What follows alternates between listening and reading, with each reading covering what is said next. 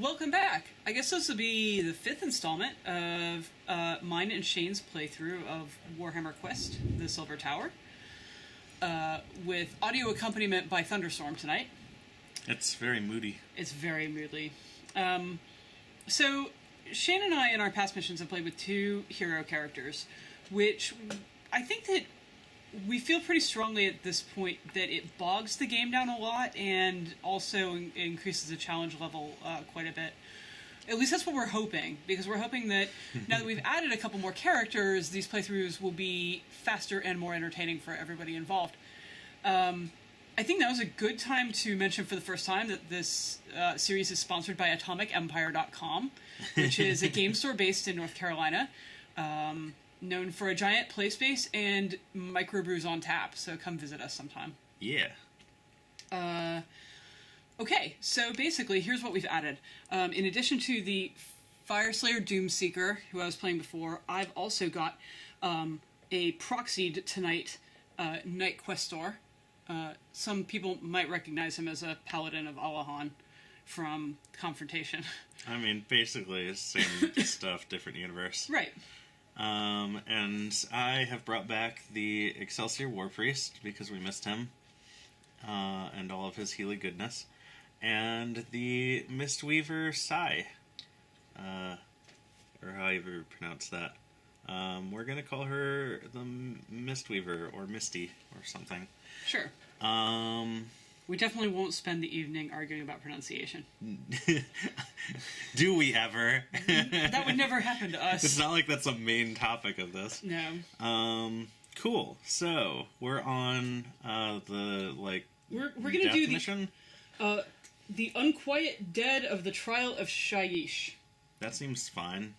I also made up the pronunciation of that. Nothing could possibly go wrong here. No, I see no problem with this plan. I'm so glad that now is the time we decided to dump the Necromancer, who probably would have been right at home in this mission. I mean, honestly, he probably would have turned against us. He was just waiting for us to get to this dungeon, and then he's like, home at last. Yeah, he was definitely going to turn.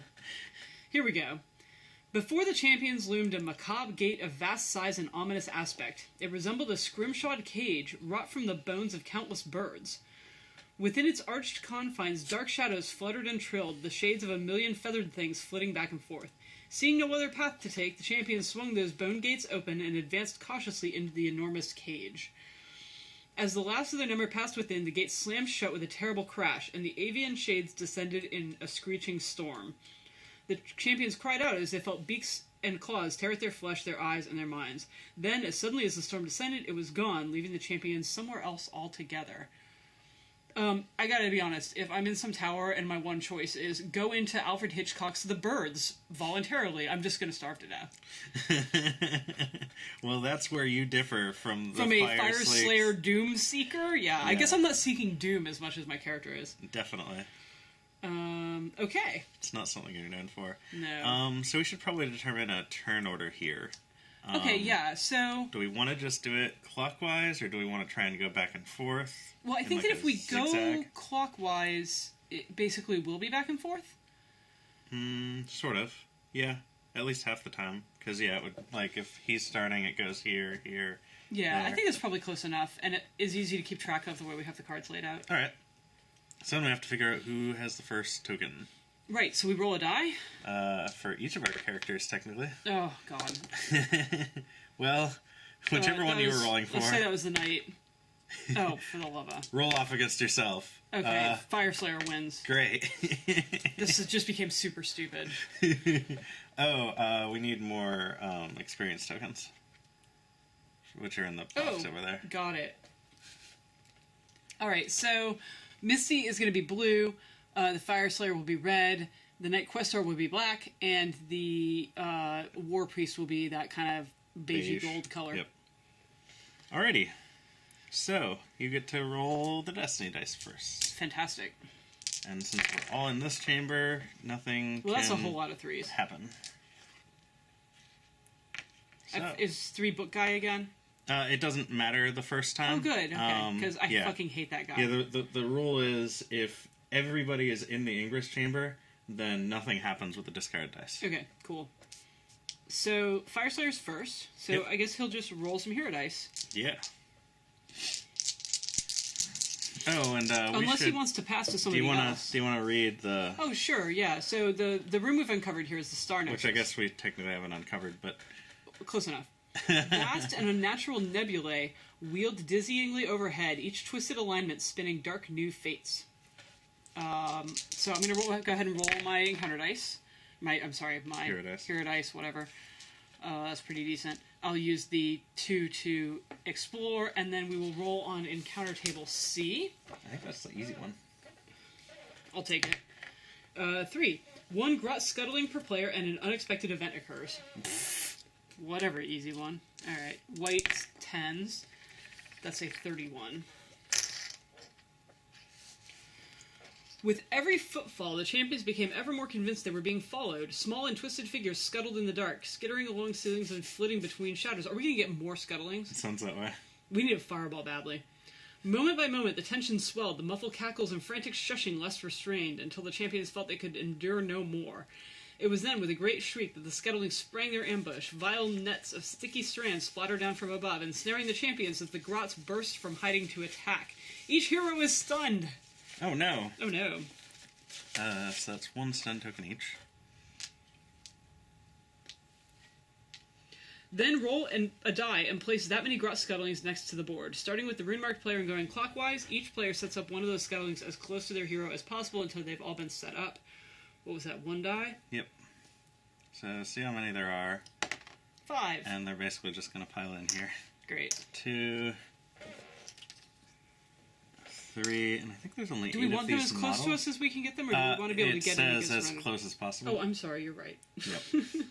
So, regardless of what we want, and there's only 8 models, so we stop putting them on after that. Actually, one of our YouTube fans suggested we just fill in with proxies.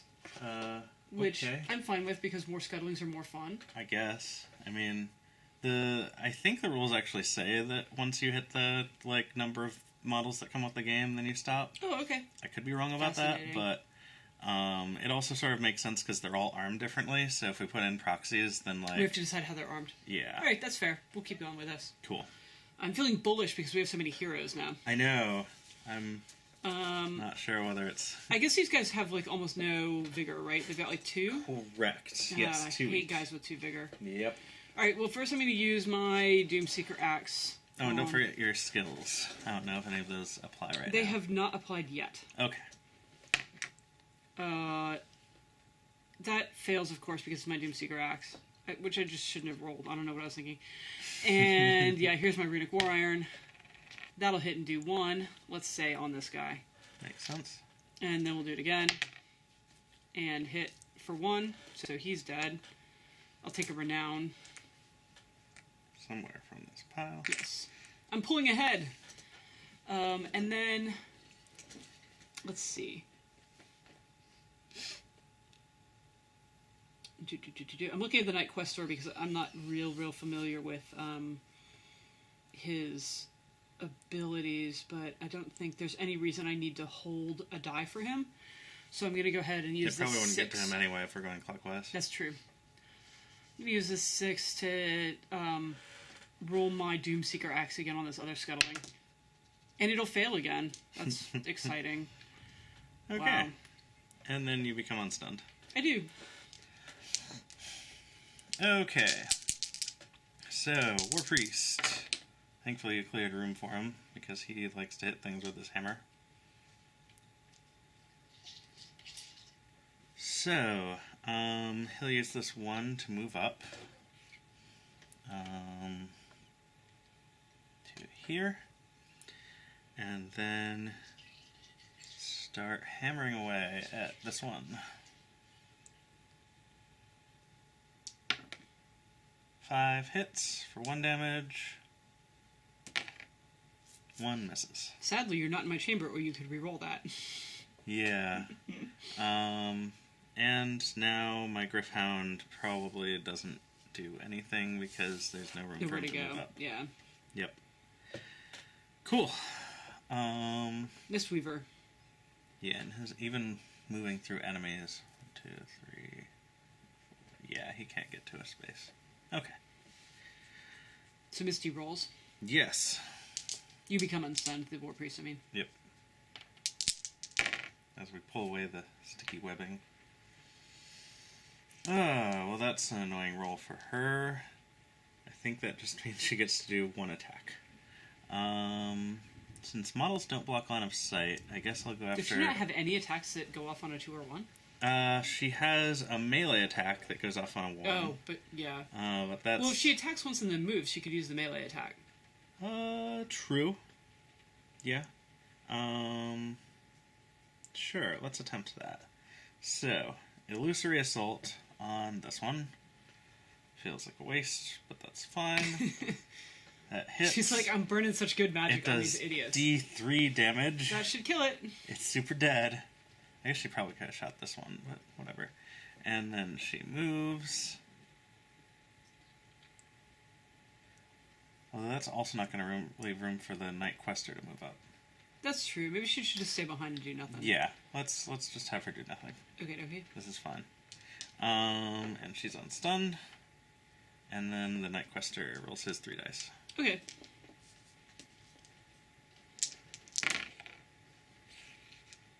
Did I actually use the die here? I don't remember you using the die. I don't think I did. I think I brushed his head back. So. Alright, so he's... Was it a 5 or a 6? It was... Because you used the 5. I used the 5. There was a 5 and a 6, yeah. so yes, it's still a 6. He's going to move up, I guess. Because he does not have any non-combat attacks. Yep. So, his Thundercharge Strike actually seems like massive overkill. Because it does 3 damage, which he doesn't really need to do. But it also hits on the same thing as his Warblade, so it really doesn't matter. So, nope. Basically, I think we want him to tank a lot, so I'm going to use his Guard Stance, which is a 3+. Put the hero die here until the end of the round. While it is there, your save is 3+ rather than 4+. Seems good. And then with the 6, he'll hit somebody with his Warblade. Successfully and do 2 damage. Boom. Alright, take a model off. I mean, it hardly matters which, I think. Nope. Not that much. one will work. Cool. And then there's one more die, so he may as well do it again. Yep. And fail. Okay. Grot Scuttlings. 5. Scarborough.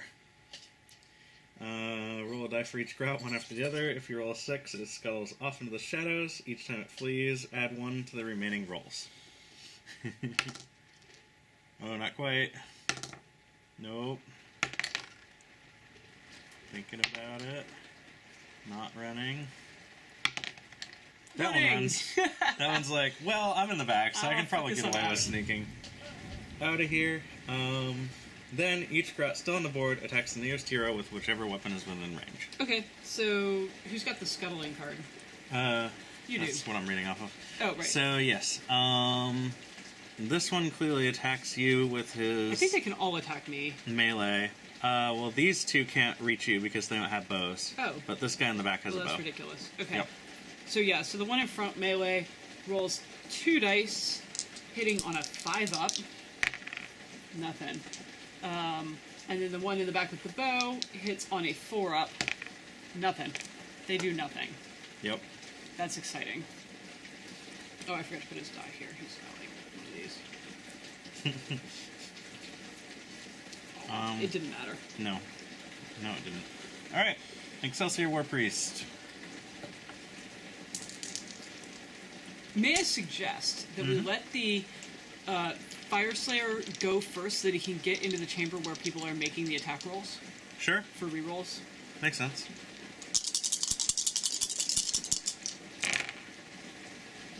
Oh, goody. Oh, look.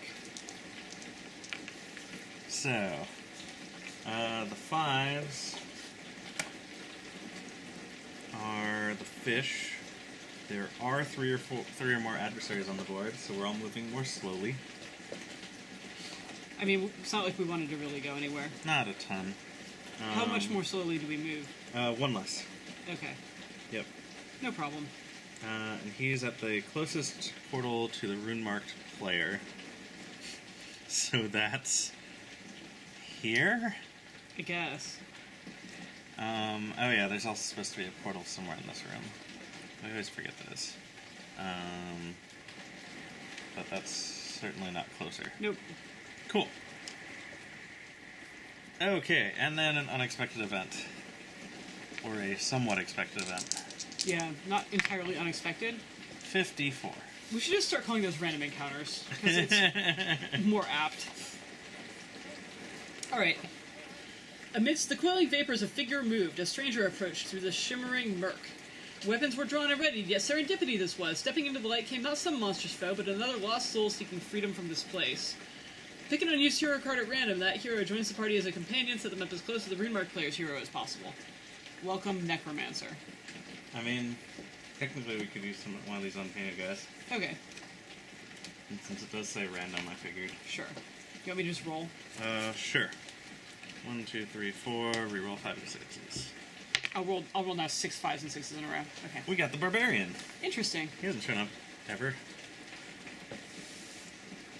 Alright, so where's he? As close to the Runemarked player as possible. Well, there he Damn, is. that's kind of, yeah, inconvenient, shall we say? Gauche. Okay, and he goes after all of us. Great. Unless we let him go first. No. Oh, you can't? Okay. Yeah, with companions, they have to go after all the heroes, and they do the thing where they turn most of their dice to ones. Right. Alright, so now it doesn't matter if my hero goes first, so you may as well start swinging. Sort of, except now I can't get to anyone. You can't hit anybody. So maybe I pass with these two And go let to the Night Quester go Questor? first. Alright, we'll let the Night Questor go first. He's like, whatever, I got this. You won't be needing turns.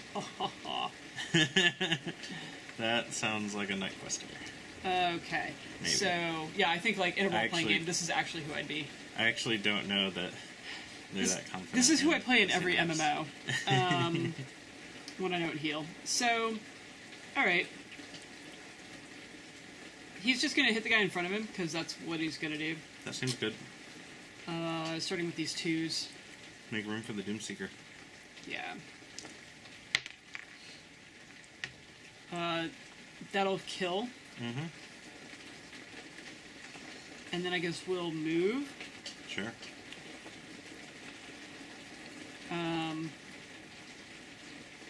Do it again. Just kill everyone. That'll miss. Or don't. And then we'll try it again. I think we're hitting this guy, since he's the hardest retreat for everybody else. And we'll miss. Oh my god. And then we'll take our save die. It might be worth hitting again just to try and kill someone so that other melee people can move up. Well, right I now don't think that killing this guy helps anybody move up. It sort of does, because we can move through you, but we can't move through them. Right, but everybody's down a movement point. Right. So he could go 1, 2. Yeah, that's not enough. Yep, you're absolutely right. Okay. Never mind. So we all pass to him. Mm-hmm. So technically it's the Doomseeker next. Oh, does it just keep passing? Mm-hmm. Alright, so sure. He could grab the fish. He could grab the fish. We'll work on that. Or he could move into the room. Well, yeah, either way. Yeah. Roll your dice.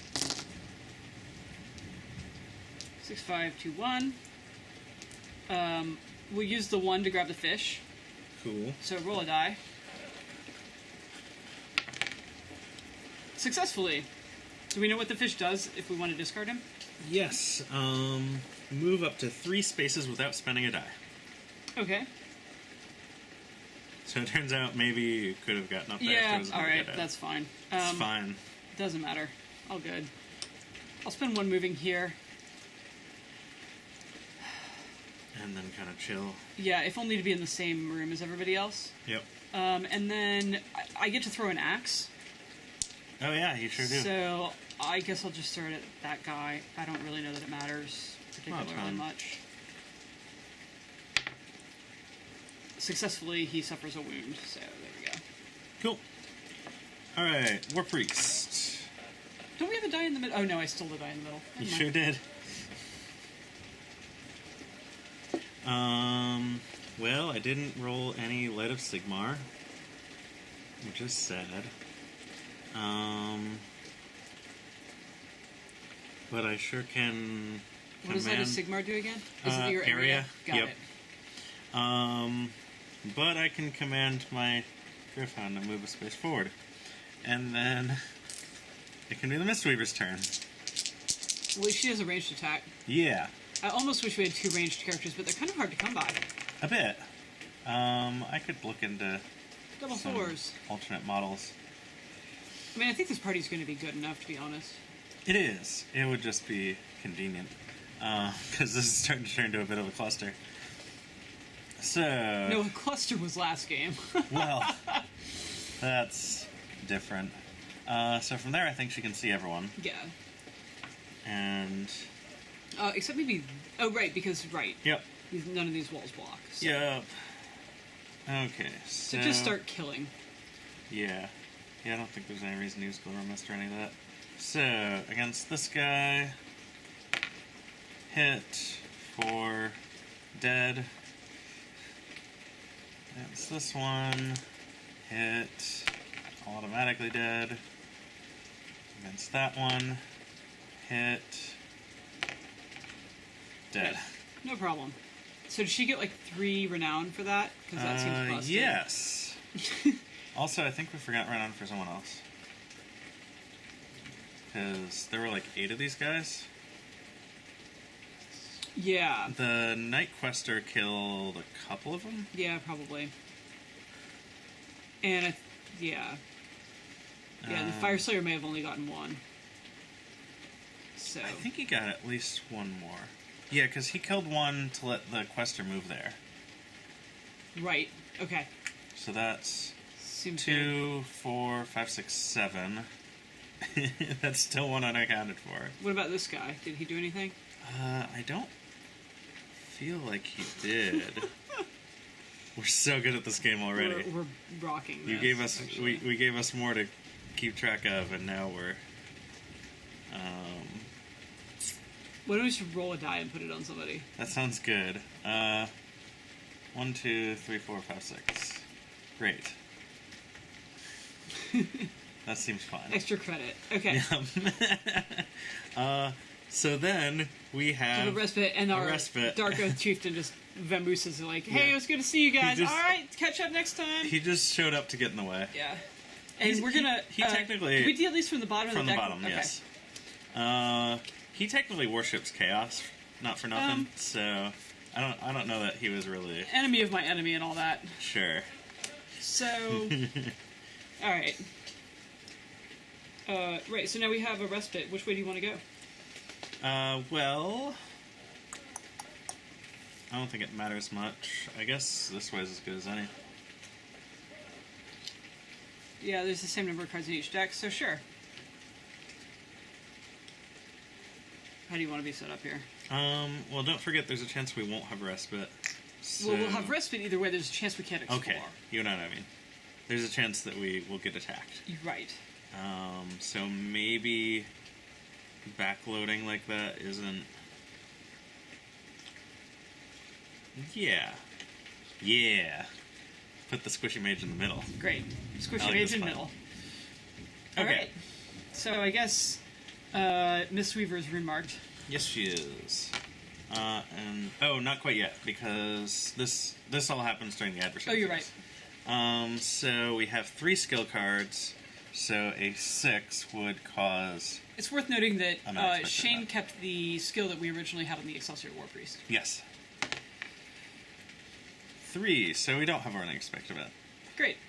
Oh yeah, and the War Priest should get back his rune thing. Yeah. The And then I have shard. one of those too. Yep. Great. Alright, so we have a respite. We get to search for items.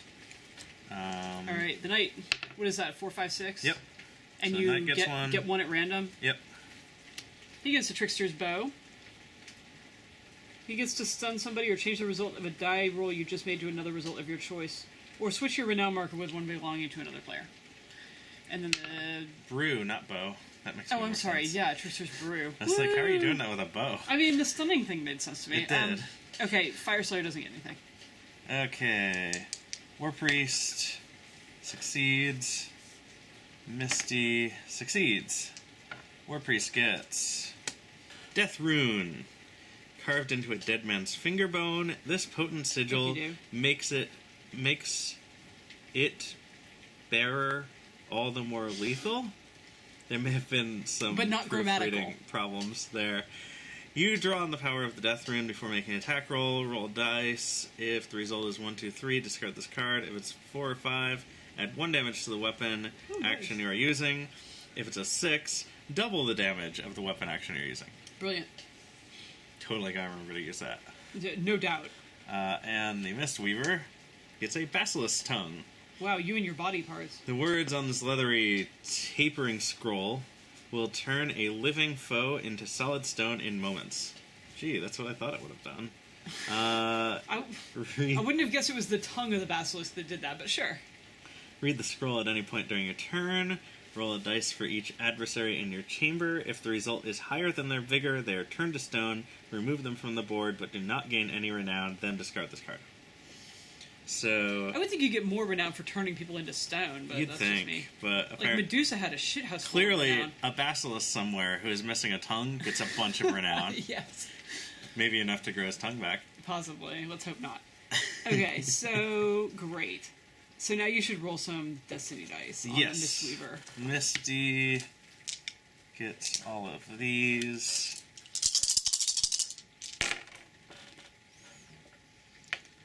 And wow.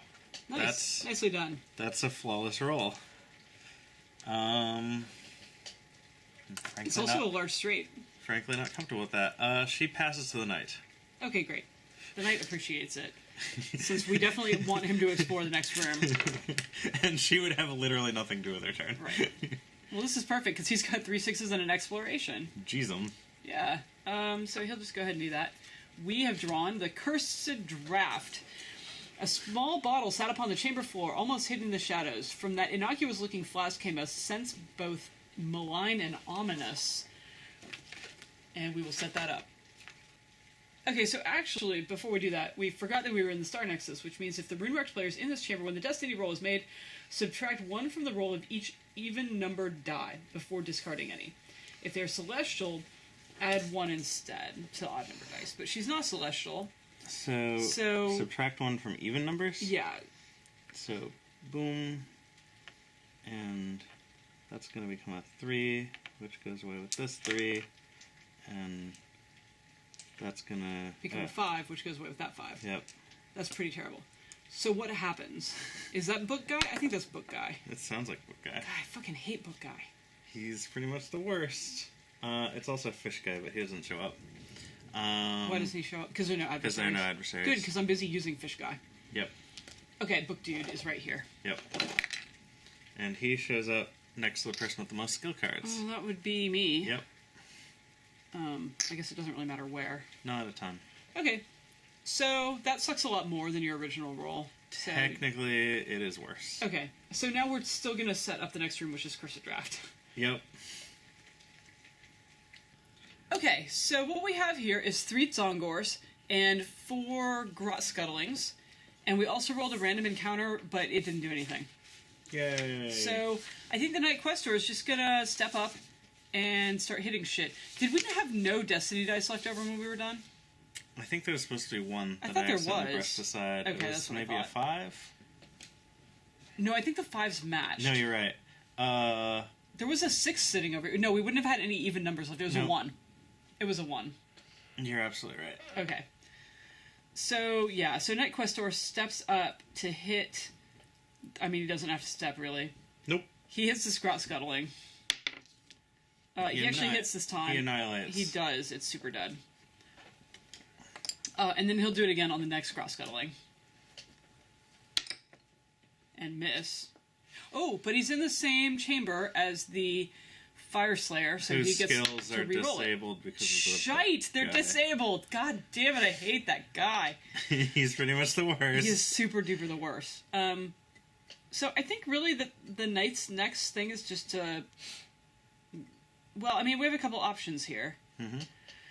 He could just move up.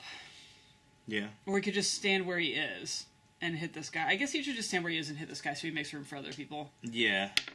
His agility is That'll not kill the it. best anyway. Oh, right.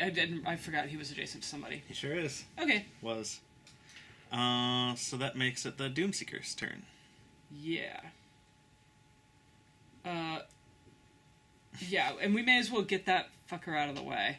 I agree. So, he'll roll his hero dice.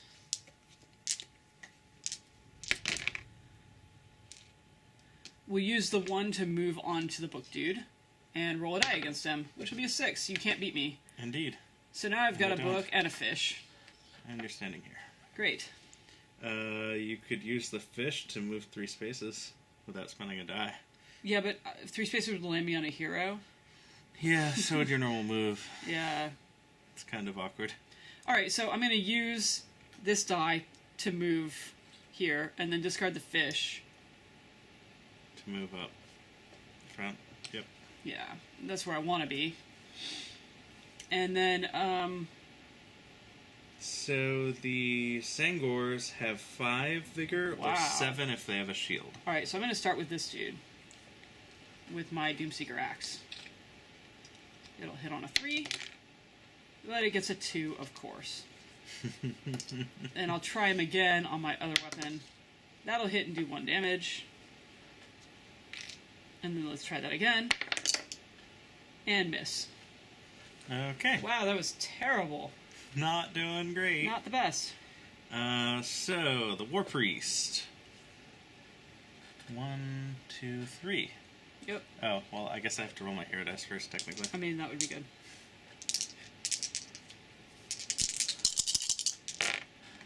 Ooh, some 6s. That's So we're looking at an area attack? Okay, yes. So, yeah, I can go 1, 2, 3 with this 1. And then I can discard a 6 to use my Light of Sigmar. It hits on a 2-up and does 1 damage. So, damaged. Not damaged. That's unfortunate. Damaged. Damaged. Damaged. I was really hoping to kill both Scuttlings. That would have been nice. But at least we kill 1. I don't think we gave the Knight Questor credit for the 2 guys he killed. You're absolutely right. We gotta remember that. Alright, so that one's dead now. Great. And I get 1. This one is wounded. Wounded. Not wounded. Wounded. Okay. Right. And finally, I got 1 die left. Oh wait, didn't you roll a 1 on one of those? You get to re-roll it. Oh, you're right. So this guy might be dead? He's actually dead. And then didn't you roll another 1 on this guy? Still not dead. Still not dead. Or whatever. Yep. Okay, and I'm diagonal with this guy. So yeah. I'll hit him with my hammer. Hammer time. Yeah. And miss. Okay. And then the Gryph-hound goes and is defending. Great. And defends me by attacking. Because I trained him. The best defense is a good offense. That's the one. Unfortunately, he doesn't have a good offense, so what you gonna do? He's very loud. The Mistweaver.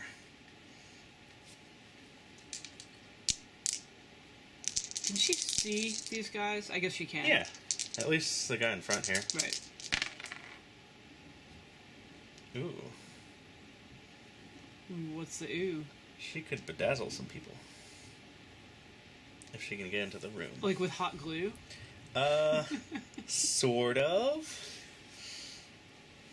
That's how I bedazzle things. So theoretically with illusions. Let's see. Yeah, she can get into that room. So, she uses 1 to move. She has a move of 4. 1, 2, 3, 4. Then she will use Bedazzle, which hits on a 3-up. And what does it do? Reroll that. Reroll that. Reroll it better than that. That guy's stunned.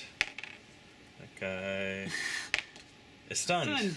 Man, that reroll ability is the best skill we've ever had. It's pretty much awesome. Adversary phase? What adversary phase? Okay. Then, that was... I guess she could technically do it again, but it's probably not worthwhile. Does it add another stun? Okay, it would not stack. So, I think instead she's going to illusory assault this one twice. You know, rape is still rape, even if it's illusory rape. It says assault, not sexual assault. Who knows what qualifies as sexual assault on a Zongor? You don't know their life. The Mistweaver sure doesn't. So she does 1 damage, and then attacks him again, and hits, and does 3 more. Wow, that has to be pretty close. Yeah, I believe. Yeah, because he has 5, right? Yep. Sweet. Dead. She gets a renown, please. Yep. Okay. All right. So Destiny dice pass to the Night Questor. Well, first we have this one Zangor that isn't stunned. Didn't manage to get stunned or dead. Decides to... If he's smart, he runs away. I don't think they have that option. They must not be very smart. Moves toward the nearest hero, attacks with its Savage Blade if it's in range. I'll take it. Or the dog, whatever you want. Yeah, we'll throw it on the dog. I mean, I've got, we've got a healer, and I get renowned for taking damage, so... Okay. If you insist. So that's 2 dice hitting on 3s. 2 damage, unless you heal. Or, save.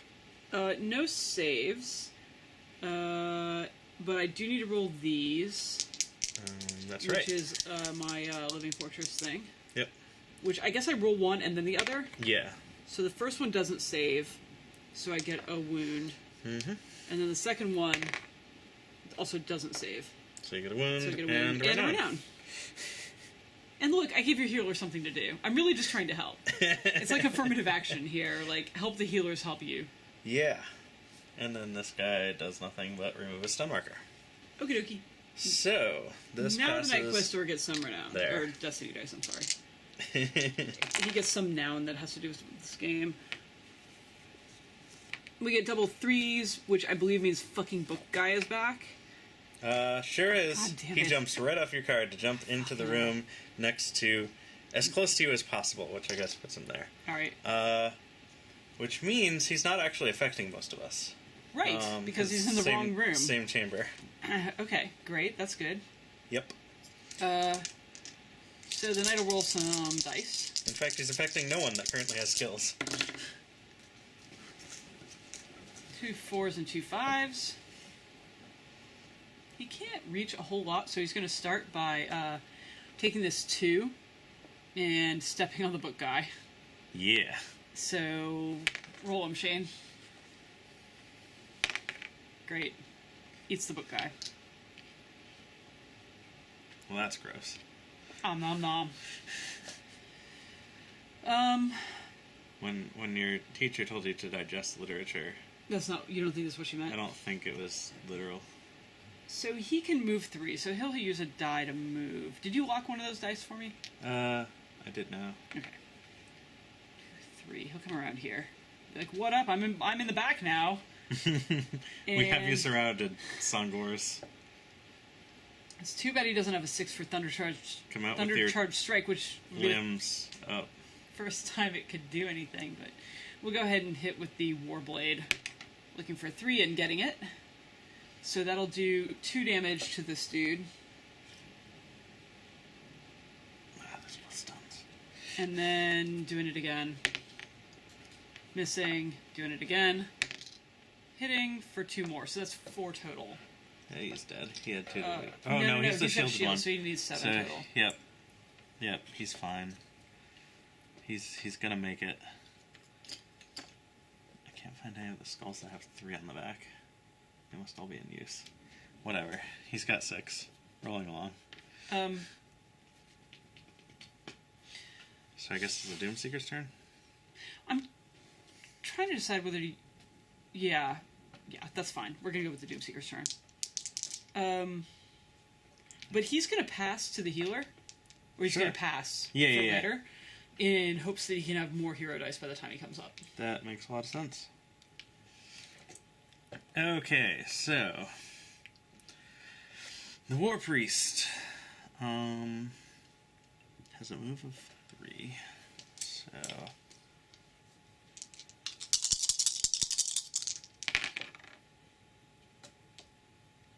That looks like some healing.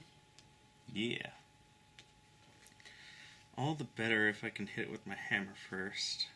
Well, you're right next to a dude. Oh, I sure am. And he's almost dead. Yeah, he's That's super convenient. dead. So we're going to use this 1 to roll with my Warhammer. And miss. And we're going to use this 2 to roll with my Warhammer. And hit. And take that guy out. Woot.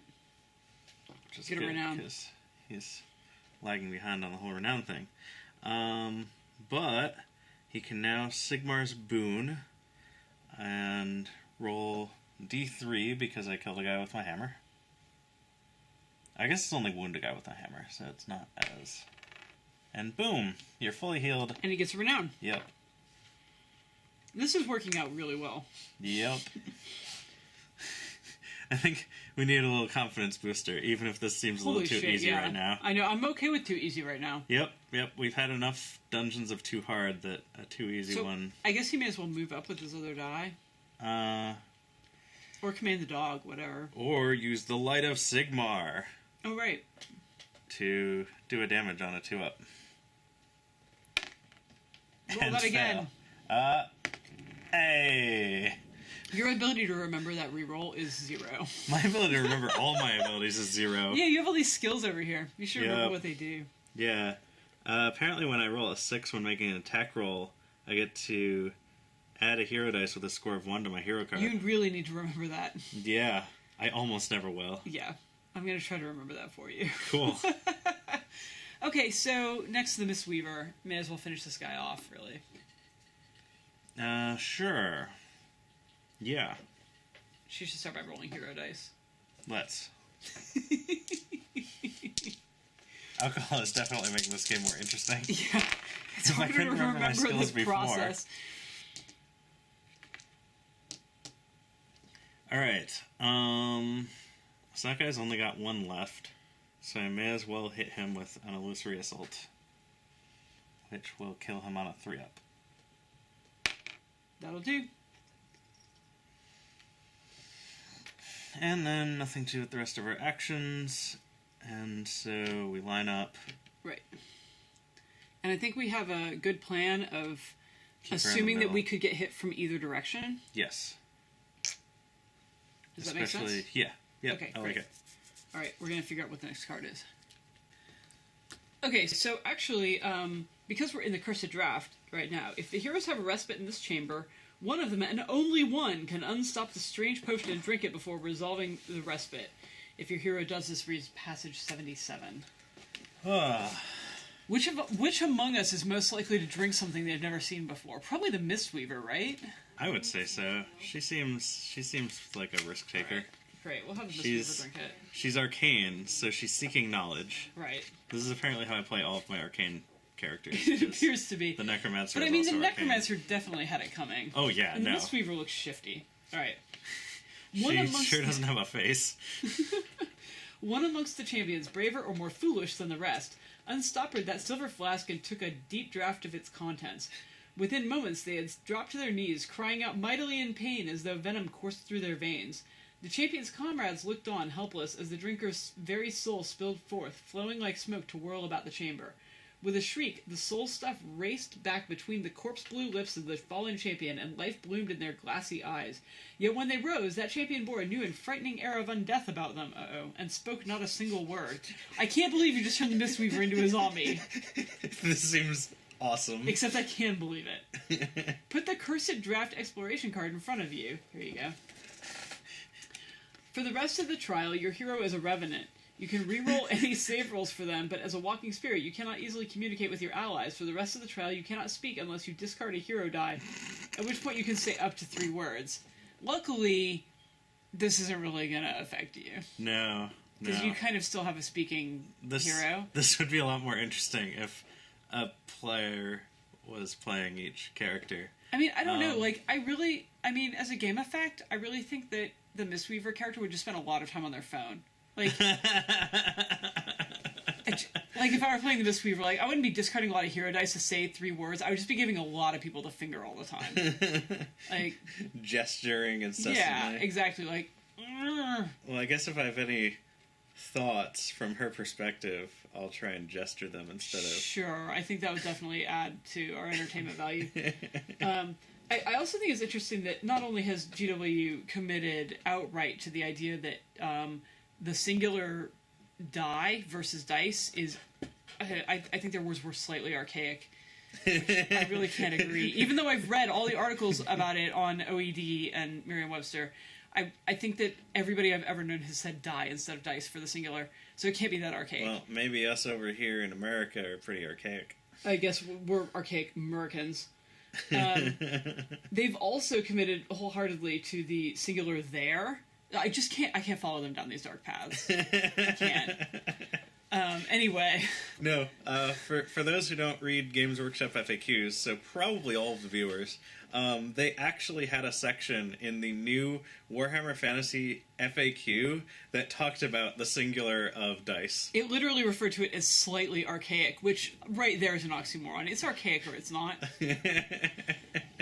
It made me angry on a lot of levels. So we also rolled, and we found that we got a respite, and we rolled some item cards. The Fireslayer Doomseeker picked up a Wrathblood.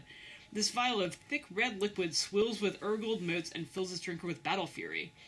It's basically rum, but he doesn't know. At any time during your turn... he knows. You can roll 3 dice and put them on this card. You can use these dice to make weapon actions as though they were hero dice. Discard this card at the end of your turn along with any dice that are still on it. So basically, extra hero dice. Yeah. Night Questor didn't get anything. The Mistweaver picked up a Filter of Luck.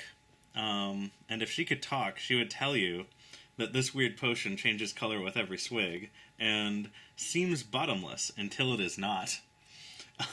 After making an attack roll or save roll for your hero, you can take a swig of this potion to change the result to a number of your choice, then roll another dice, discard this card if the result of the roll is lower than the result you chose. I really enjoyed that item the last time I had it. Yeah, it did good things for you. And what did the War Priest get? He failed to find anything. Okay, great. Yep. Alright, so now we're going to go ahead and get another room. I guess we should go ahead and roll Destiny dice first, so we know who's up. Sure. I guess that passes to the Fireslayer. Yep. And you should discard your dice off the Mistweaver side. Sure, whatever. They weren't very good anyway. They were not very good. Okay. So we got double 2s. Which is the item guy, who might actually be showing up now.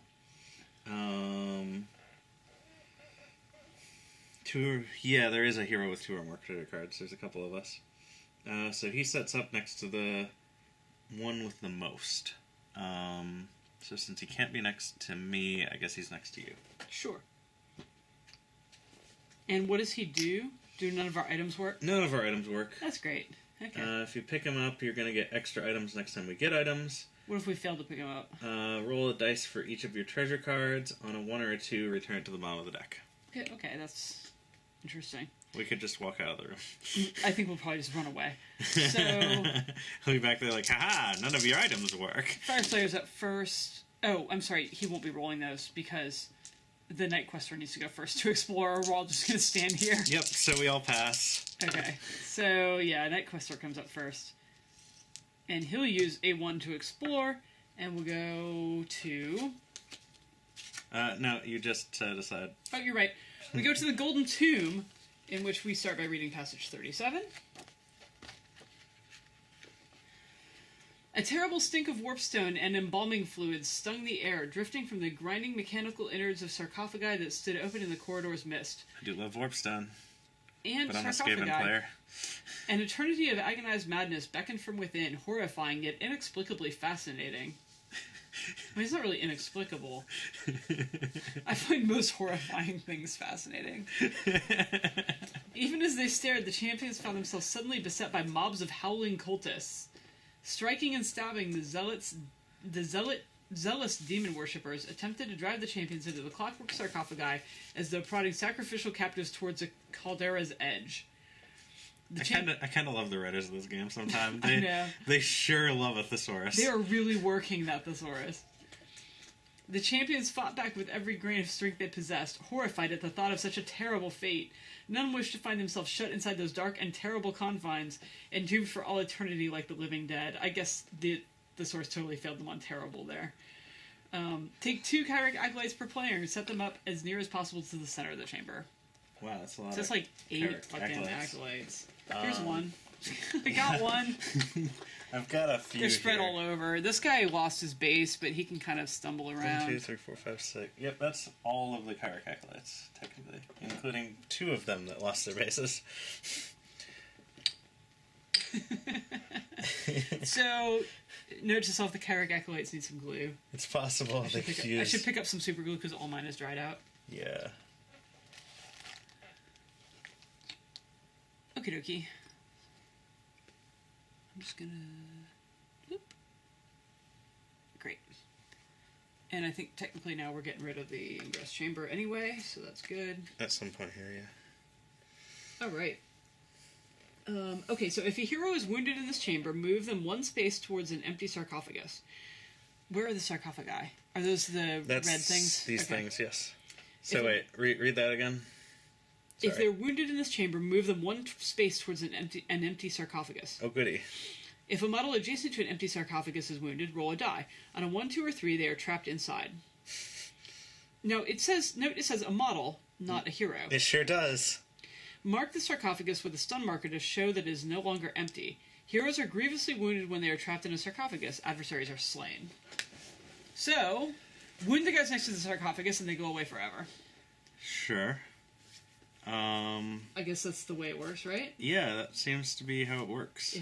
Okay, on a 1, 2, or 3. So, like, wound a guy next to a sarcophagus is a 50-50 shot, he just dies. This is great. And then they're filled, and they can't eat people anymore. Right. So, the Night Quester is going to use his Thundercharge Strike on the one guy he can reach. Yeah. He gets a 4, which hits, and deals 3 damage. That is almost enough.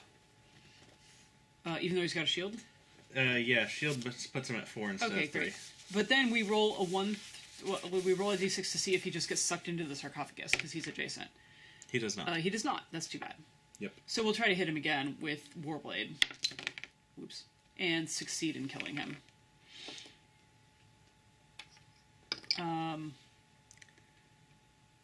You could... I mean, there's some attraction to moving up with this guy because he loves to be hit. Yes, and you've got 3 dice here. Yeah. So 2 of which you can use. Use the 3 to move up. Let's go here. And strike again with the Warblade. Oh. Intriguing. Let's think about that again. Put that 3 back. Yep.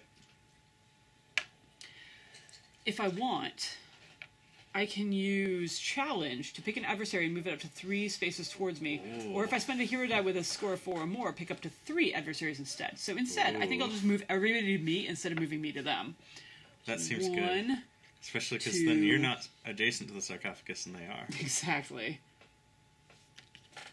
Let's get rid of that dude as quickly as possible. That seems good. So, alright, so that was cool. No, that's not going to work. So now I'm going to use this. Oh, hey, and the one you killed was with a shield, and this guy's with a shield. Oh, great, so, yeah. Boom. So now I'm going to hit the guy, I guess, over here. Sure. Oh, no, he's not adjacent. Let's hit this guy. Yeah. And miss. Oh. It's what I do.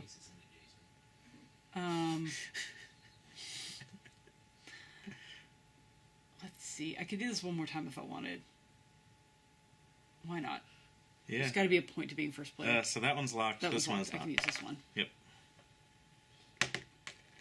I get to re-roll that. Haha. Oh, you sure do. Oh shit! Sorry. You're good. Sorry, Chris. Chris painted her, and she's really quite pretty. Doesn't look like you scuffed it. I do 2 damage to him, and he rolls to see if he falls into the sarcophagus, and he does. He's dead. All right. So I get. How many guys did I kill there? 2. 2. So let's get some renown for that. And we mark the sarcophagus with a stun marker Right, it's because super full. it is full and not accepting any more visitors today. So that makes it the Doomseeker's turn. Okay. Which is odd, the way that works with the passing around. But yeah, sure. Yep. He'll roll. He technically passed again, I think. I think he will, to be totally honest. He can't... He's only got a move of 3. Oh, yeah, he can get in there, so he's going to do that. Yep. Get in there, start mixing it up. Yeah. He loves to kill some shit, and he's not been doing enough of that. Having 4 players definitely gives him less exposure to bad guys. Yes. So he'll use his first die to go 1, 2, 3 right into the thick of things. And he'll hit the 2-weapon guy first, because that dude looks dangerous. I like to imagine he's actually just leaping over the other 2 of us. Yeah, I think he probably actually is. It's too bad that now he's out of everybody else's chamber, so he's going to affect re-rolls with that. But we should have thought of that. I mean, a lot of the other people who go might be moving into that chamber. So. If he clears some space, that could happen, yeah. Let's use the 5. Going after... Ugh, not that it matters with that Doesn't roll. matter. But, 2-weapon dude. Got it. And we're going to try again on the Runic War Iron. That'll hit for 1. And again. That'll hit for 1. One more time. Come on, baby. That'll hit for 1. And now he's got his rune for next round. And there's room in the room. And he gets... Or no. And it's the Excelsior War Priest. Yes. First I roll these dice. Because I remember how to play this game. Sure you do. I don't remember what your Etheric Surge does again. Also, I just realized that my cards are not at all in frame, but it's fine. Do you get them now? No. Yeah. Close enough. Groovy. The shifting tower of Zinch. Yes. So, Etheric Surge is the one that if I roll a 6 making an attack roll, I get an extra hero die. Awesome. I can also possibly make my attack stronger, which I might do, using my death rune. Mm-hmm. But first I need to get into the room, which with my move of 3... 1, 2, 3. Yes, I can do. So... that gets me to there. Doesn't get me adjacent to anyone yet, but I guess I have to spend another die for that. That's annoying. And then I can hammer people. So, let's use the death rune. So, looking for a 4-up, essentially. Failing! The death rune's gone. Uh-oh. Now I don't have to remember it. Yay! That was an anticlimactic item.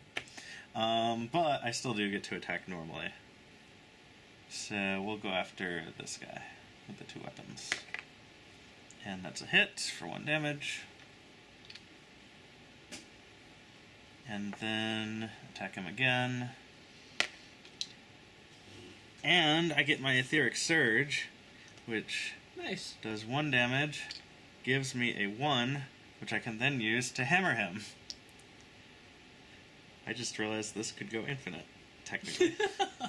But probably won't. The odds are very, very low. Yeah, it didn't. But I did kill him. Just like the odds of your sliver deck going infinite. But anyway, moving on. Hey now, that happened once. The odds are only low because everybody sees me put the Sliver Overlord down as my commander, and then they kill you. They all kill me, and then they decide what to do with each other. If only you could hide your commander. Yeah, it would be very advantageous for that deck. So, Mistweaver.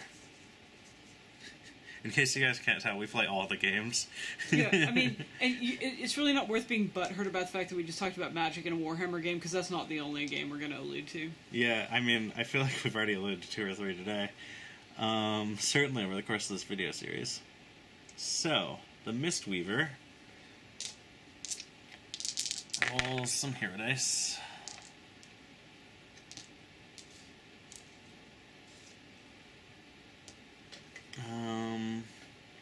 I guess there's some advantage to her stepping into the room, There because sure then she is. gets her 1 reroll.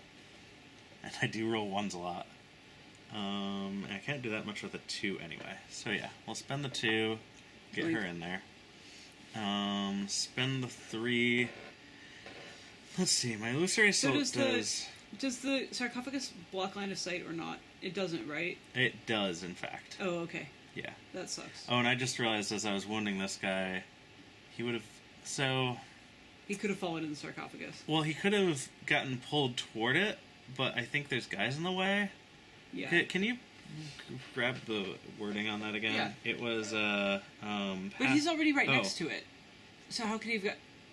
No, that diagonal yeah, that is guy not... wasn't going to move. Okay. He was toasted. Cool. He can't get any So closer. does it say... It just moves him 1 space towards an empty sarcophagus, but he can't move 1 space. Okay, cool. Then fine. We didn't cheat. This guy, on the other hand, could totally get knocked in. Yeah, but she can't see him. You're right.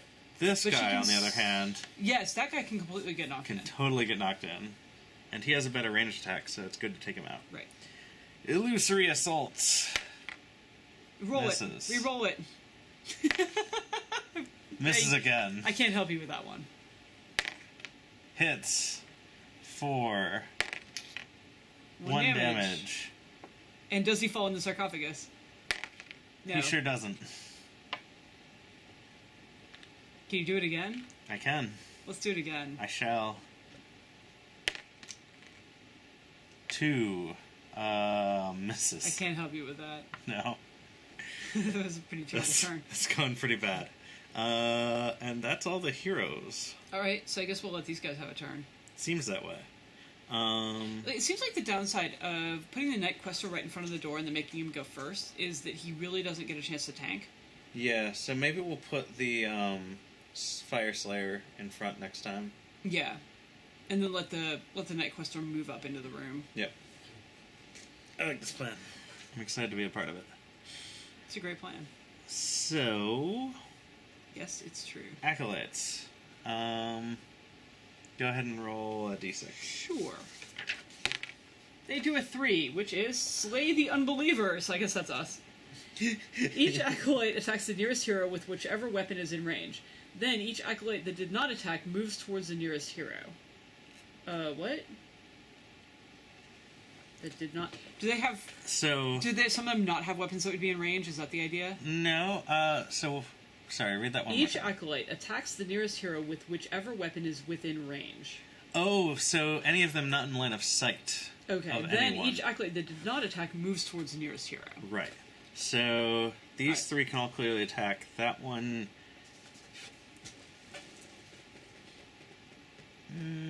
can see me. Yeah, I think that's fair. Yep, so everyone's just attacking and nobody's moving.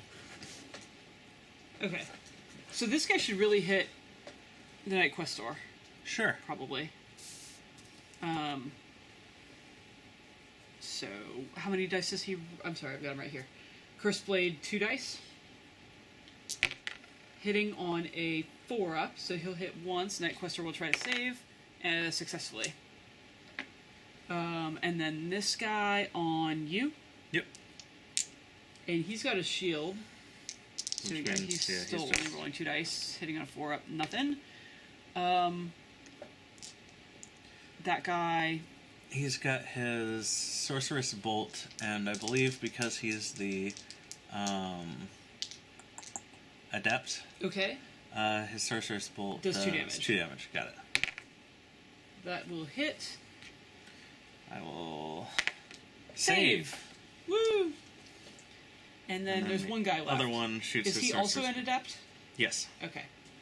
Who's he shooting? Can he see this guy? Does Um, it have to be the nearest hero? Yes, nearest hero. So that's me. And he can see me, as I lined up earlier. Yeah, okay. Yep. He hits. Save again! Nope. No, not so much. Well, I sure can heal myself. Yeah, you can. You get renowned for that, too. It's a good plan. Okay. Cool. So, I believe the Excelsior War Priest becomes rune marked.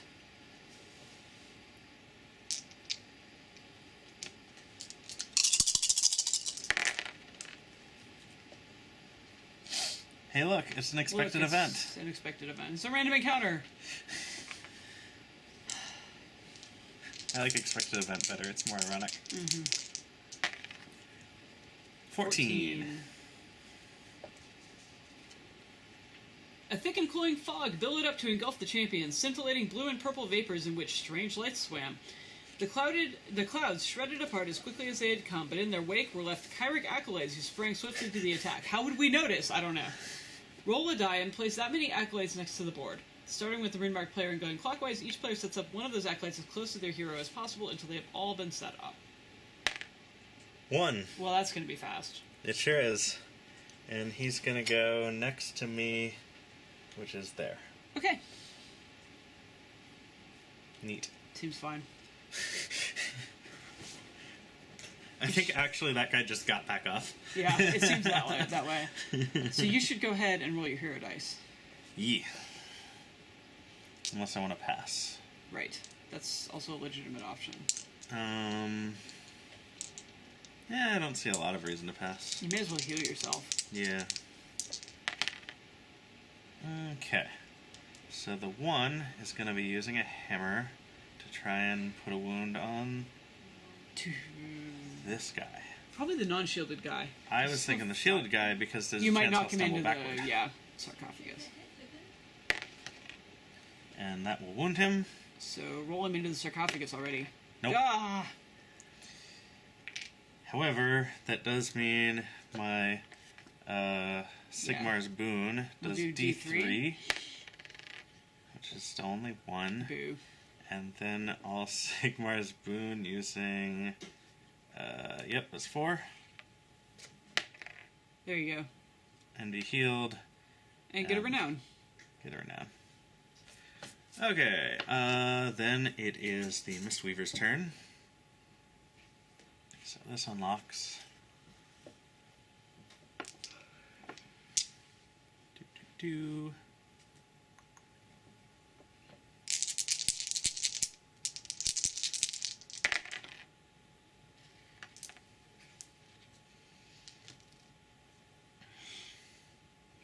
I guess she could bedazzle some guys. Is that area? Yeah. I mean, why not, right? It's a 3-up and it stuns them, so sure. So, bedazzle. Bedazzled. Not dazzled, although I get to reroll it. Bedazzled. Super bedazzled. Extra bedazzled. There's just plastic jewelry all over these guys. So all of them are stunned. What about this guy over here? I got him too, Dazzle yeah. him too, alright. Yep.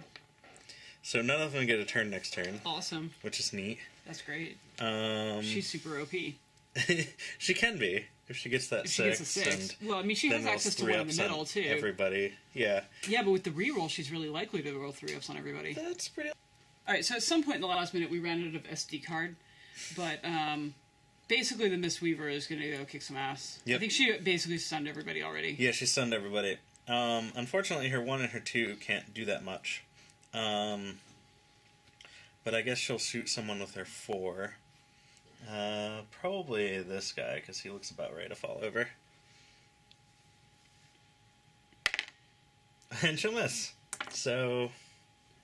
and all she can do with the 1 and 2 is, like, bop people on the head. Yeah, move. You know, she's got some Destiny dice, too. Yeah. She could grab that 5 and try to knock one of those guys into that sarcophagus or something. Sure. I guess then she'll shoot this one. That makes sense. And miss. And miss. Oh, but she gets to re-roll that. Yeah. Shaden's never going to remember that. And kill him Nice. without bothering with Alright, well, that's fine. He dies anyway. sarcophagus. Alright. Night Quester's turn. So, who started? Did the Excelsior War Priest started? He and did. He didn't yes. pass, so Yeah, we know where we're at. Okay. Yep. Alright, Night Quester gets 3/3/4/1, which is not amazing, but it's fine. And that 6 unlocks. Yeah. And he'll start by just hitting the guy in front of him. Who has how many wounds left? 3? All 3. Yep. Alright, so he'll start with a Thunder or Charge Strike. And hit on a 3 and do 3 damage. So that kills him and he gets a Renown. He's the black dude, right? Yep. So then he'll move.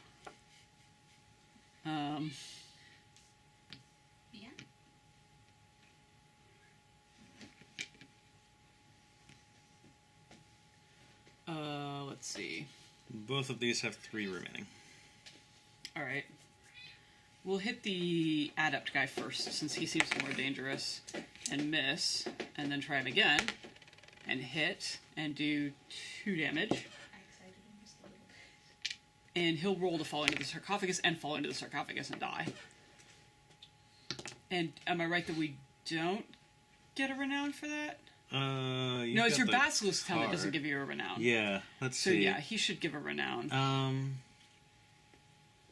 It doesn't actually explicitly say, so...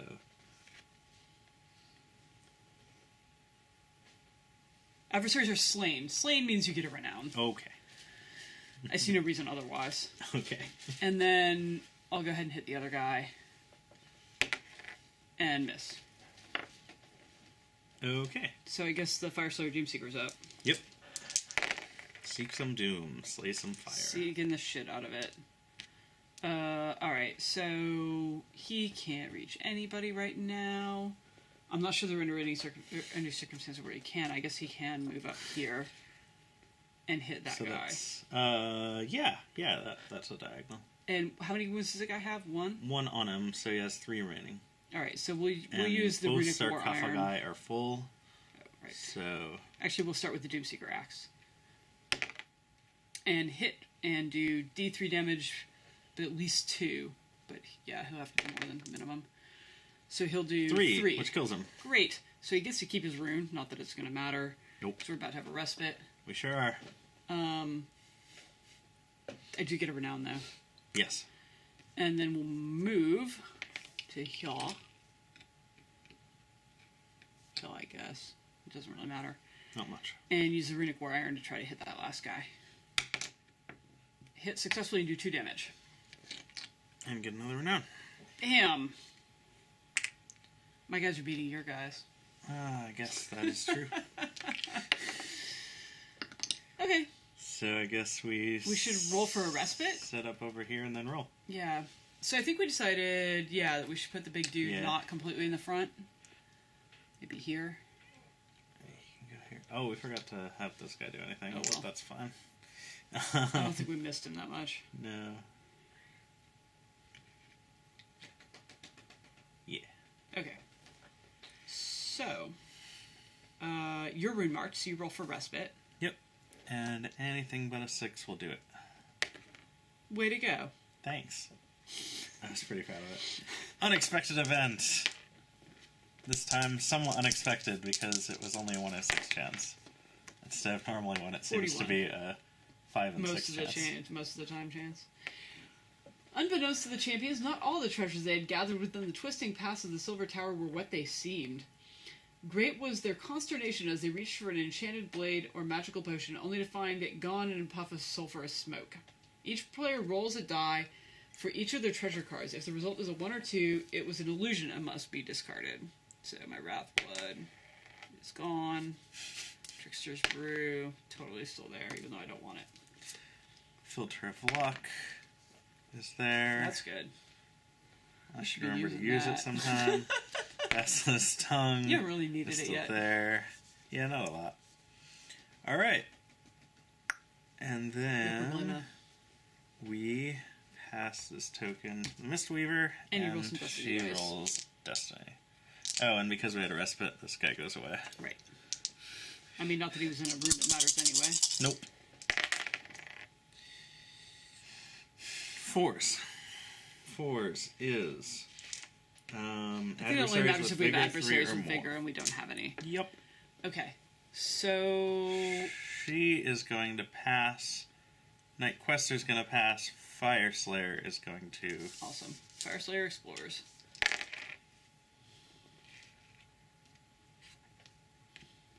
Using one of these lovely 2s. Which will give us... The Way divides. With every step forward, the glittering mist thickened, heavy with half-glimpsed shapes and the shattered fragments of memories. Roll on encounter table A. Oh, sorry, that was your roll. I hope you don't mind. It's fine. I get to roll the other die. You're right. It's 2d6. 11. 11. 1 blue horror per player. That could be worse. Arcane heroes can take this action. Do you have an arcane? You do. I do. Scry, 5+. Pick an exploration deck at one of this chamber's exits. I don't think you're going to do anything with that. Don't I get to look at what it is so we can see if it's the final room? Oh, you're right. In other words, we could just go away. Yeah. Yeah. So on a 5+, you can pick an exploration deck, look at either its top or bottom card, or both in this case. You can share this information if you wish. Technically, she can't talk, so she will have to shake her head or nod. Based on what's going on with that card. Down. Or she could just use her move to move away, and we would guess that means don't go here. Like, there's a lot of options here. We'll come to some sort of consensus. That seems middle of the roomish. Okay. So what does that trigger? Yeah. So we're gonna pause and reframe here. That seems good. Okay. All right. So right. There's something. Refilled my rum and coke. Yeah.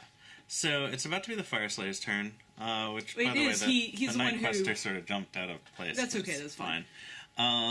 It's already his turn because he explored this room. It is. So... What's the effect of these rooms? This is the one... so this one... yeah, this was the Golden Tune one. It doesn't do anything anymore. No. This one is the one where arcane people can scry. Okay. So I was debating about if everybody passed, the Mistweaver does her scrying thing. And then we know whether we want to have this encounter or not. Yeah, then I we mean, know... don't we kind of have to kill these guys anyway? Because they'll just chase us back to the previous room. Probably. We just don't have to go on to the next room. So really, if we should scry last... That's legit. Okay.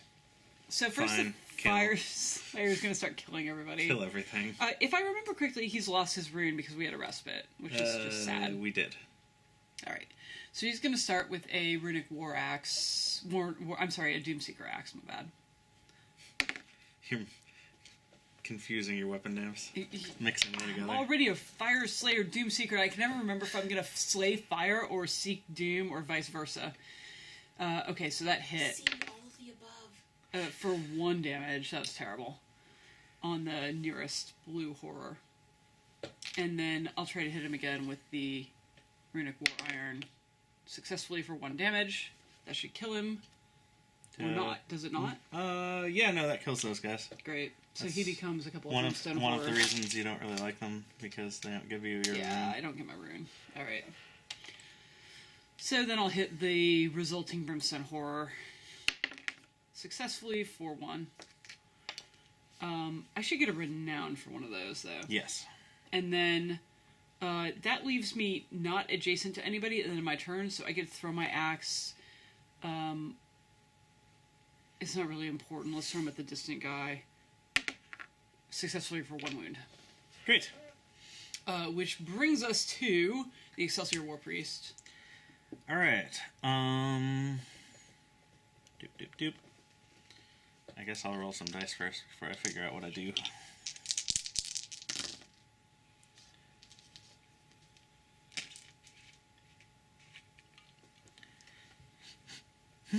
So, I guess I'll try and hit this guy here with my hammer. And hit, and do 1 damage. Is he the one who does a thing if he rolls a 6 on a combat roll? That's a very good question. It is. So I get a 1. Great. Which I'll use to attack that guy with my hammer. And kill him. And get a renown.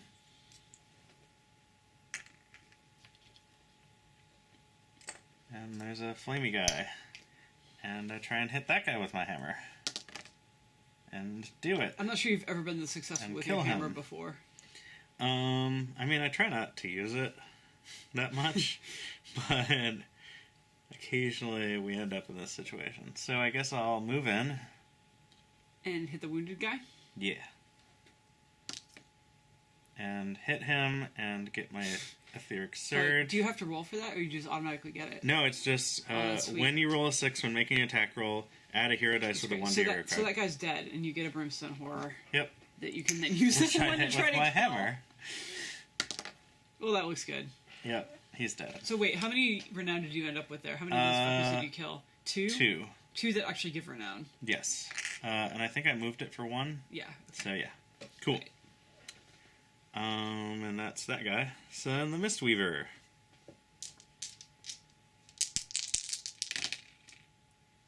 Okay. Yeah. So she... Let's see. So she should go ahead and use her 5 up to scry. Yeah, I'm figuring out whether it actually requires her to be in the room. Oh. It doesn't explicitly say. Because all it says is arcane heroes can make this action. I think she can do it from where she is.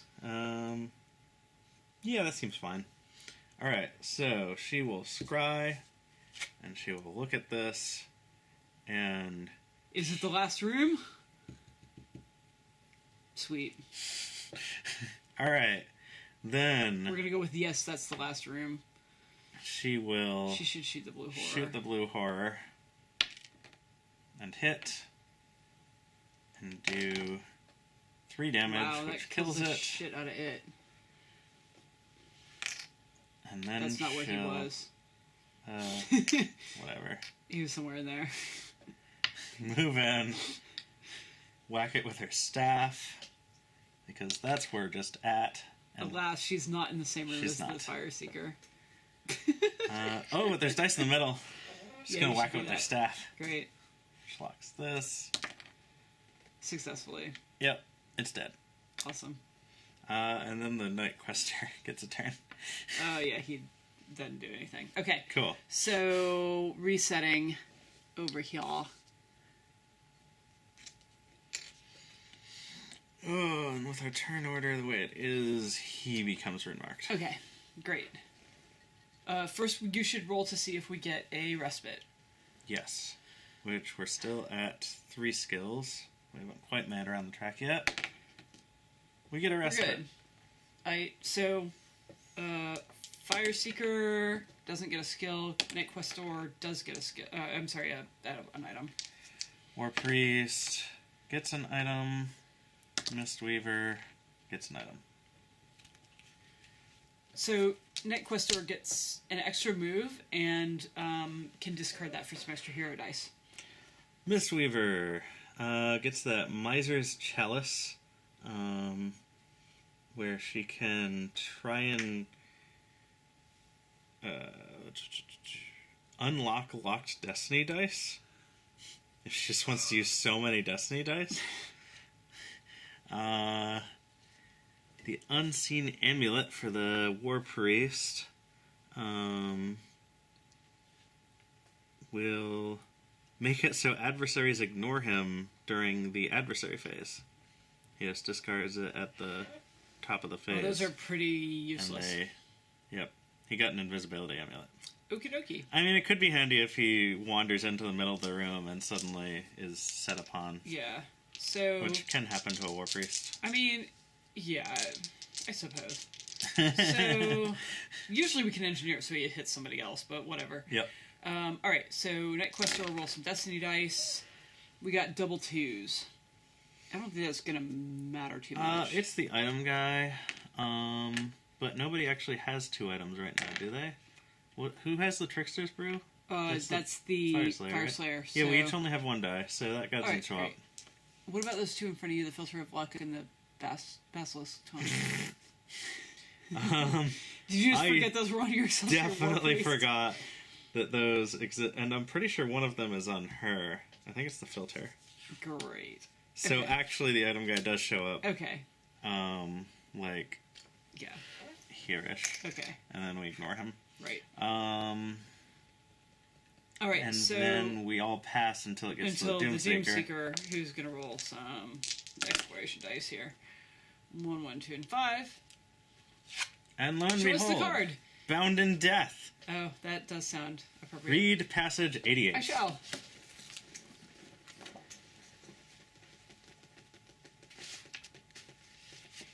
In that place, the champions found themselves creeping carefully between great outcroppings of amethyst, in which the shades of the dead whirled and whispered. Within a gloaming chamber did the champions find the Death Runner, interrogating the ghosts of the crystals in ever more angry and impatient tones.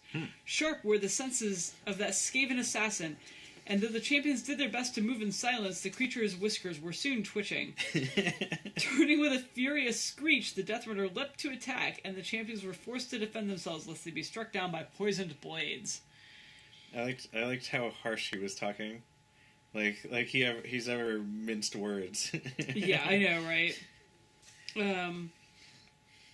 I also don't know if a chamber can gloam, but let's not go there. But this guy... Okay, so we've set up the Skaven Death Runner in the center of the board. Our old friend, the Skaven Death Runner. Yep. But he's caught off guard here and does not have a target in mind. As such, the player's role is described and chosen for the kill rule at the start of each adversary phase to determine who his quarry is for that phase. To be honest, I've never found that who his quarry is makes a damn lick of difference. I mean, yeah, it makes a tiny bit of difference, but not much. Like, not a shithouse. So... It's also weird that he's the only guy in this chamber. Yeah, but I think that, per the card, after we clear everybody from this chamber, we're supposed to read something else. Yep. So I'm guessing he's not the only guy in the chamber? We'll find out. Yeah, I guess so. Because, this is, what is this called? Bound in Death, right? So, yeah. I mean, he's a he can't be death the only runner. one. He's trying to bind us. Didn't you tell me that the spirits are doing something in here, too? Yeah. Each time a hero in this chamber suffers a wound, roll a dice. On a result of a 1, the spirits give voice to a dread howl, and each hero in the chamber is stunned. Okay. So if we're hurt, then we have a 1 in 6 the chamber chance goes all Black Canary on our ass on a 1 in 6 when we get wounded. Yep, that's okay. happening. No problem. Of course, if we kill the Death Runner before that happens, no problem. Alright, so I spent my 1 exploring. Yep. Now I'm going to spend a 1 moving. Because that's what I do. This guy sure does 1, have 2, 13 3. vigor. I wonder if we can 3. kill him before he gets a turn. I'm going to go 3 there just to make room for somebody else. Then on I'm going to spend a 5 on my Doomseeker Axe. Yep. Hitting on a 3 up, I got a 6. Doing 3 wounds. That could be worse. That's a good start. Yeah. Getting it done. And then I'm going to use my Runic War Iron to do... to hit and do 1 damage. Then I'm going to borrow this 6 over here, blocking the 4, to hit with my Doomseeker Axe again. Hitting for 3 damage! Damn, I have no idea where this piece was. That seems fine. Okay. At this point. Basically, we take the number of drinks we've had as a ratio for how much we care about where that renown track was. Yeah. Or most of the other in-depth Apparently, rules. a collective 5 or 6 is where we're completely over it. Yep. Alright, so, I guess it's the Night Quester's turn. Because we all passed to the Doomseeker. No, because the Doomseeker's technically to the of... left of the Night Quester. Do you want to swap those so we I can mean, if remember you that? want me to. I would love you I can to. actually remember it, but if you can't, I understand. I might have a hard time.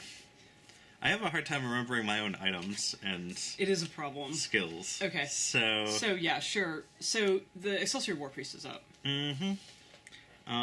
He's gonna... Let's see. Yep, that Basilisk Tongue sure isn't gonna do anything. Cool.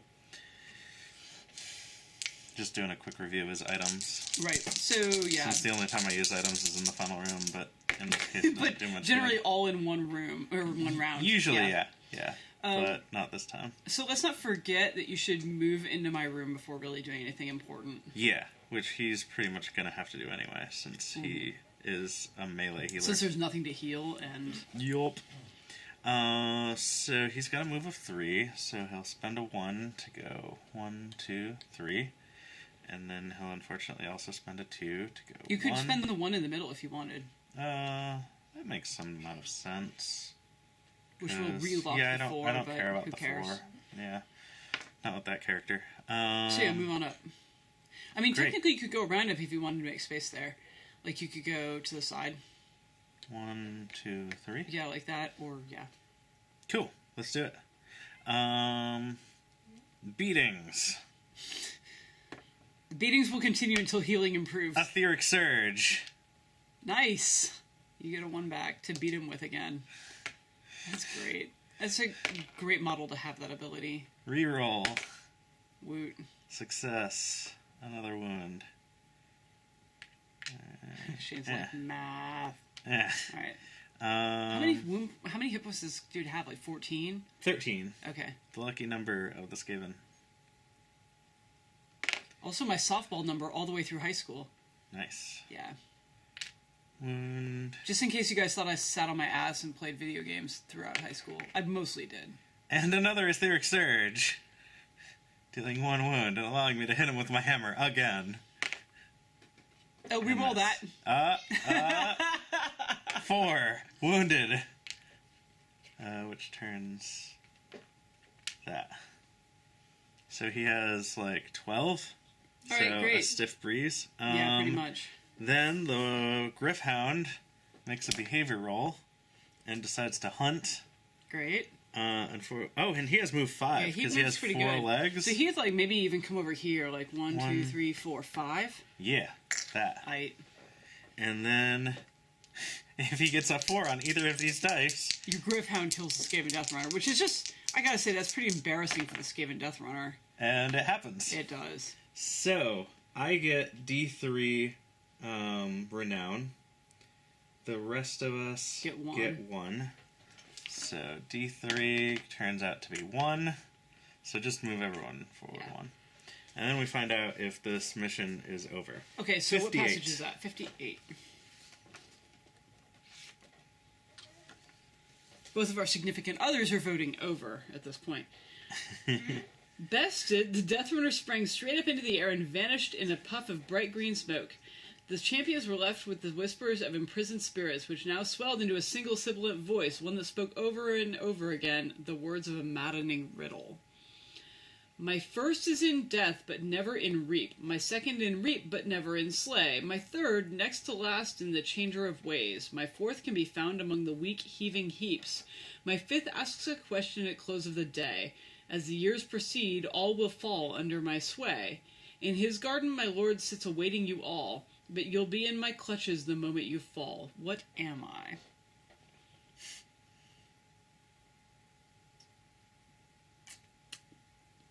My first is in death, but never in reap. My second in reap, but never in slay.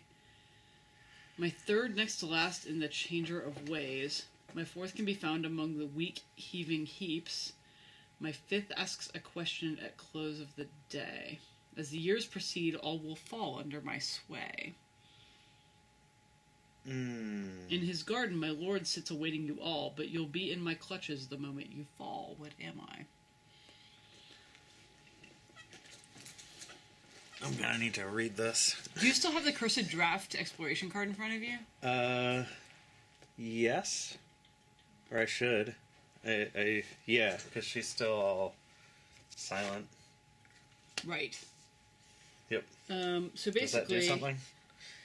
decide as a group the answer to the Spirit's riddle, then read passage 78. If one of the players has the Cursed Draft exploration card in front of them, they can read passage 78 secretly to discover the answer to the riddle. They cannot speak it aloud or write it down, but there is nothing stopping them from attempting to act out the answer for their fellow players. Oh my god, that's amazing. Charades bonus round. Do-do-do-do-do-do. I do love a charades bonus round. Yes. Alright, so 78.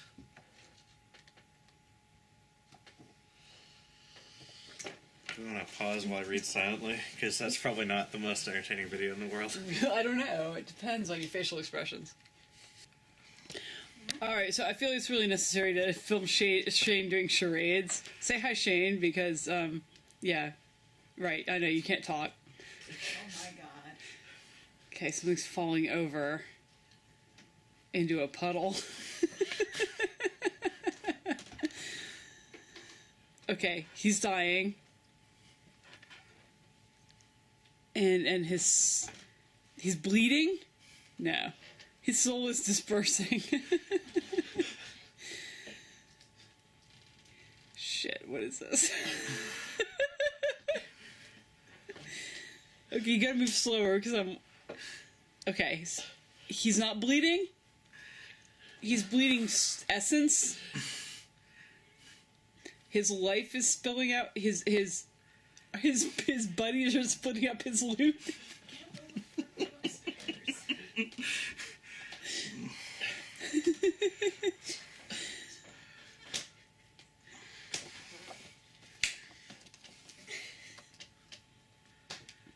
Oh, he's going to heaven. No, he's being buried. Okay. Funeral sort of stuff. Oh, he's decaying. Decay. Nice. Okay, good. Zombie! No, at zombie, like, What? she's gonna start guessing that he's moving You go again. like this. Wait, can you demonstrate that again? Oh. I mean, I'm not sure I'd get decay from zombie. I don't think so. No? No, and anyway, I'm gonna go down some sort of rabbit hole about the cranberries. Like that's my husband Mark. That's Shane's wife Mimi. She's hiding behind a pillar. All right. She doesn't want to be part of our Okay, drunken great. videos. No, that was really good though because I eventually got decay regardless of my blood alcohol level. Okay. I had to bury the guy before he could decay. I thought I could just have his, like... No, I was going more arcane than that, but Yep, yeah, yep, no, I he's gotcha. literally just He's decomposing. literally All right, that's decomposing, fine. and that's apparently the answer. Does that to the actually riddle. answer the fucking riddle? Because Let me read it let's one more time. Let's read the riddle again. Let's read the riddle one more Okay. time because it doesn't make sense to me at all. I don't know how. Stages of decay, maybe? I don't know. Yeah, but I don't think it's like the stages of grief. I don't think you get 6 of them. The It's stages technically of decay. 5, but yes. My first is in death, but never to reap. See? My second in reap, but never to slay. My third, next to last, in the changer of Did you just ways. look that up? Yeah. Apparently there are 5 stages of decay. True fact. What the fuck, really? Whoa. We're now being told there are... Float, active and advanced decay, and dry remains. Okay, say that again, I'm sorry. Fresh, Okay. bloat, Um. active decay, advanced decay, dry remains. Nope. Did you say thresh? Fresh. Fresh. As in the body As is in you fresh. just died. Yeah, okay, I Right. got it. Yep. Fourth can be found among the weak heaving heaps. My fifth asks a question at close of the day. That's a a terrible riddle. stretch. It's pretty bad. That's a terrible riddle. As the years proceed, all will fall under my sway. You're fired. Yeah. Well, I mean, okay, so I think You're a though... maker. No, I mean, I think that the bottom line, though, here is that you're supposed to kind of be effed unless you have that card, Yep. which is kind of legit. I guess it's still not great. It's not great. All right. It's a terrible riddle. It could have So- been better. Trepidation filled the champions as they spoke aloud what they believed was the answer to the spirit's riddle. Sure, trepidation is, I'm sure, what I feel. As the Mistweaver was just like motioning wildly. Yeah. Colors. The motioning wildly because she's undead now, apparently. The whispering in the chamber grew in volume until it rang between the pulsing crystals, whirling in a... I don't even know that word. Susurrant? Oh, yeah, basically. Storm among the champions' heads. Had they answered correctly, or were dire consequences about to unfold? If the answer you gave was decay, the spirits are impressed. They should be, because your charades were good. The player who suggested the answer can take the fragment of Shyish. Otherwise, the spirits let out a mighty howl of derision, alerting the denizens of the tower. Roll on encounter table D, then encounter Well, table F A. that, because we got it. Setting up any adversaries as close to the chamber's exit as possible. The hero phase end immediately. I'm just seeing what would happen to us. Yeah. When the last adversary is slain, the rune-marked player's hero can take the fragment of Shyish. In either case, when the fragment is taken, the trial is complete. Read ending a trial at the start of the book. So, we won! We won! Thanks to a rousing game of charades that I think was the best part of this entire game. Actually, I think, to date, the game of charades was by far the most entertaining encounter we had. Yeah. No, it's funny because a lot of people have complained about some of the like non-gamey parts of this game. Like there's one thing in the first trial that I don't think we ever ran into where you have to stack dice and have them not fall over. Oh, we didn't do that. Yeah, we didn't do that because we bypassed that chamber. Right. But honestly, like that is the strength of games like this. Like, I feel like it should do more of that. Well, I mean, that's kind of the point at which they verge onto other dungeon crawl games like D&D. Yeah. And you get into a kind of, comfortable crossover between D&D and Descent, if you will. Sure. And obviously some people who like role-playing games are going to be more happy about those elements, and other people who wanted a more pure tactical game are going to be less happy about those. Makes sense, yeah. But in any case, maybe future trials will offer more of that, in which case we'll be highly entertained. That would be cool. In any case, I think that adding 2 characters, I mean, granted we have a limited sample size, but at first blush it seems like adding the other 2 characters, especially the healer back, is just, like, I mean, he only healed 1 character once. That's true, yeah. So I can't say that his healing ability was OP, but having 2 more figures significantly changed the odds in these encounters, especially, like, with the Skaven Death Runner. Like, there's only 1 of him. Yeah. So if you increase the character count against him, you're straight up winning. We killed him before he had a turn. And I think that that's, like, a useful data point for balance in this game. Is I really wouldn't recommend playing it with 2 figures. If you've only got 2 players, just play 2 characters apiece. Yeah. Or, if you want a really challenging game, play 2 characters. Right. And by challenging, I mean frustrating. Slogging, and yeah. A long slog where you eventually end up just quitting. Even if you don't, I mean, even if you win, I feel like even the encounters we won with 2 characters, except for the first couple, which were just overbalanced, but my feeling is that even if you can handle the challenge level with 2 characters, the amount of time it takes to beat stuff is just not an entertaining. Yeah.